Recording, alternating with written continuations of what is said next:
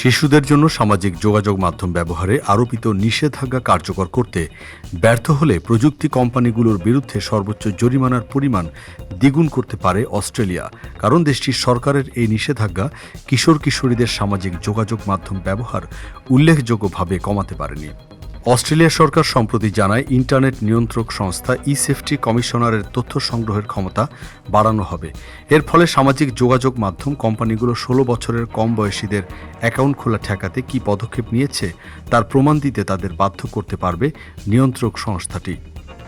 নতুন পরিবর্তনের আওতায় নিষেধাজ্ঞা কার্যকরে ধারাবাহিকভাবে ব্যর্থ হলে প্রযুক্তি কোম্পানিগুলোর বিরুদ্ধে সর্বোচ্চ জরিমানা 4 কোটি 95 লক্ষ অস্ট্রেলিয়া ডলার থেকে বাড়িয়ে 9 কোটি 10 লাখ অস্ট্রেলীয় ডলার করা হবে।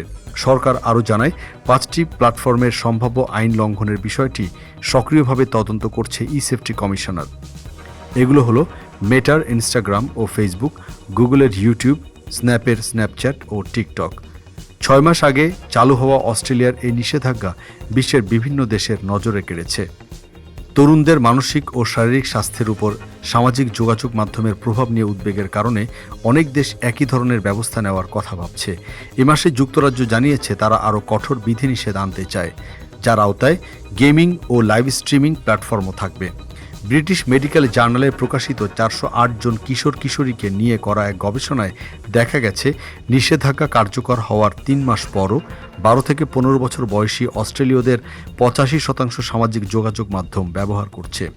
অস্ট্রেলিয়ার প্রধানমন্ত্রী অ্যান্থনি অ্যালবানিজ এক বিবৃতিতে বলেন, সামাজিক যোগাযোগ মাধ্যম ব্যবহারের ন্যূনতম বয়স নির্ধারণের পর থেকে এ বিষয়ে বৈশ্বিক আলোচনা ও অগ্রগতি দেখে তিনি উৎসাহিত। কিন্তু এটা স্পষ্ট যে বড় প্রযুক্তি কোম্পানিগুলো আইন মানতে যথেষ্ট কাজ করছে না। এখনও অনেক শিশু সামাজিক যোগাযোগ মাধ্যমে রয়েছে। বিবৃতিতে বলা হয়, নিষেধাজ্ঞা কার্যকর হওয়ার পর থেকে 16 বছরের কম বয়সীদের 50 লাখের বেশি অ্যাকাউন্ট বন্ধ করা হয়েছে বা বিধিনিষেধের আওতায় আনা হয়েছে। প্রধানমন্ত্রী অ্যালবানিজের এক মুখপাত্র জানান, আইন সংশোধনের প্রস্তাব কবে পার্লামেন্টে তোলা হবে সে বিষয়ে এখনও সিদ্ধান্ত হয়নি, তবে সরকার শিগগিরই এ বিষয়ে বিস্তারিত জানাবে। অনলাইনে আলোচনার প্ল্যাটফর্ম রেডিট অস্ট্রেলিয়ার সর্বোচ্চ আদালতে এই নিষেধাজ্ঞার বিরুদ্ধে পৃথক মামলা করেছে। তাদের দাবি, এটি মত প্রকাশের স্বাধীনতার পরিপন্থী। তবে সরকার জানিয়েছে, আদালতে তারা এই মামলার বিরুদ্ধে লড়বে। প্রভাত ফেরি, পক্ষপাতহীন সংবাদ প্রকাশে অঙ্গীকারাবদ্ধ।